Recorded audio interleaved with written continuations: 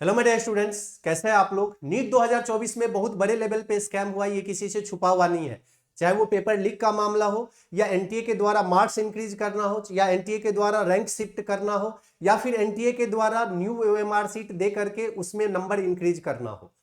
अब बात आती है कि क्या हम लोग को जस्टिस मिलेगा या नहीं मिलेगा, क्योंकि कल देर शाम एनटीए ने एक प्रेस रिलीज किया। उसमें कुछ बातों का उन्होंने आंसर दिया, बट उसमें कोई क्लियरिटी नहीं है। जैसा पहले सस्पेंस था वो अभी भी है। उन्होंने गोल गोल घुमा के फिर से वही बातें बोला जो कि पहले से पता था। अब क्वेश्चन ये आती है कि जस्टिस मिलेगा या नहीं मिलेगा। मैं सिंपल आप लोग को बोलना चाहता हूं कि एनटीए कोई प्रेस रिलीज कर रहा है या फिर एनटीए कुछ आके बता रहा है, उससे रीनीट होगा या नहीं होगा इस पे कोई इंपैक्ट पड़ने वाला नहीं है। जस्टिस मिलेगा या नहीं मिलेगा इस पे कोई इंपैक्ट पड़ने वाला नहीं है, क्योंकि ये जो एनटीए है, ये एनटीए एजेंसी ही सबसे बड़ा स्कैम का रीजन है। इन्होंने ही स्कैम किया है, क्योंकि इनके बिना स्कैम पॉसिबल हो ही नहीं सकता था। तो आप उनसे क्वेश्चन पूछना चाहते हो जो कि खुद एक बहुत बड़े चोर है, जो कि खुद एक बहुत बड़ा फ्रॉड एजेंसी है। मैं आप लोग को एक सिंपल एग्जांपल देना चाहता हूं।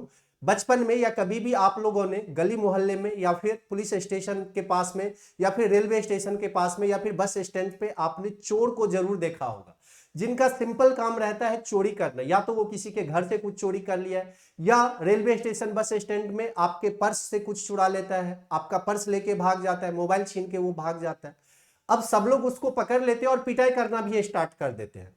लेकिन जब तक आपका पर्स उसके पास से न मिल जाए तब तक वो एक्सेप्ट नहीं करता है कि उन्होंने चोरी किया है। जब तक आपका चोरी किया हुआ सामान उसके पॉकेट से नहीं निकल जाए या आपको दिख न जाए कि इसके पास है ये, तब तक वो एक्सेप्ट ही नहीं करता है कि उन्होंने चोरी किया है, चाहे आप जितनी मर्जी उसकी पिटाई कर लो। एग्जैक्टली यही हो रहा है जिससे आप क्वेश्चन पूछना चाह रहे हो। ये तो खुद ही बहुत बड़े चोर है। इवन वो जो गली मोहल्ले और पुलिस स्टेशन रेलवे स्टेशन पे चोरी करता है, इनसे बेटर है, क्योंकि वो चोरी करके किसी एक पर्सनल व्यक्ति को हानि पहुंचाता है, उसको इफेक्ट करता है। एनटीए ने इस बार लाखों बच्चे के कैरियर पे इफेक्ट डाला है। एनटीए ने लाखों बच्चे का रैंक नीचे शिफ्ट किया है। एनटीए ने लाखों बच्चे को इस बार डिमोरलाइज किया है, और आने वाले फ्यूचर में बहुत सारे ऐसे बच्चे की तैयारी करने का हिम्मत भी ना कर पाए उसमें से। तो वो जो एक पर्सनल व्यक्ति को हानि पहुंचाता है वो चोर बहुत ही अच्छा है with respect to NTA agency. तो ये एक फ्रॉड एजेंसी है, ये कभी किसी से छुपा हुआ नहीं था। हर साल एनटीए के द्वारा यही किया जा रहा था, बट इस बार कुछ बड़े लेवल पे आया है। Now my request with you is, it doesn't matter आप नीट एक्सपीरियंस हो या नहीं हो, इट डजेंट मैटर आप किस सेक्टर में हो, किस एग्जाम का प्रिपरेशन कर रहे हो। अगर मेरा वीडियो आप लोग तक पहुंच पा रहा है तो मेरा आपसे हाथ जोड़ के गुजारिश है कि आप लोग इन चीजों को स्प्रेड कीजिए, क्योंकि जितने ज्यादा से ज्यादा लोग तक ये पहुंचेगा कि ये स्कैम हुआ है और इस तरीके से स्कैम हुआ है एग्जामिनेशन में। क्योंकि ये सिर्फ नीट एग्जामिनेशन का मामला नहीं है।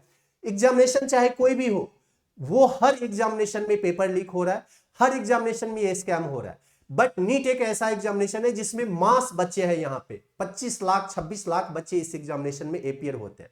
तो अगर इस एग्जामिनेशन में आवाज नहीं उठाया गया और इस एग्जामिनेशन के थ्रू एक्शन नहीं हुआ, तो बाकी एग्जामिनेशन में तो थोड़े कम एस्पिरेंट्स रहते हैं, आपका कभी कुछ नहीं हो सकता।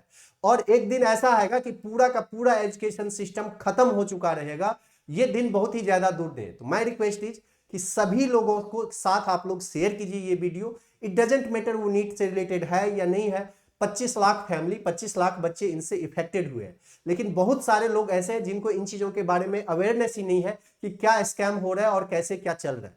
तो माय रिक्वेस्ट इज कि आप सभी बच्चे एक दूसरे के साथ शेयर करो, तभी हम लोग को जस्टिस मिलेगा। और एनटीए जैसे छोटे तुच्छ एजेंसी के सामने हम लोग हार मान जाए, आपको ये सही लगता है?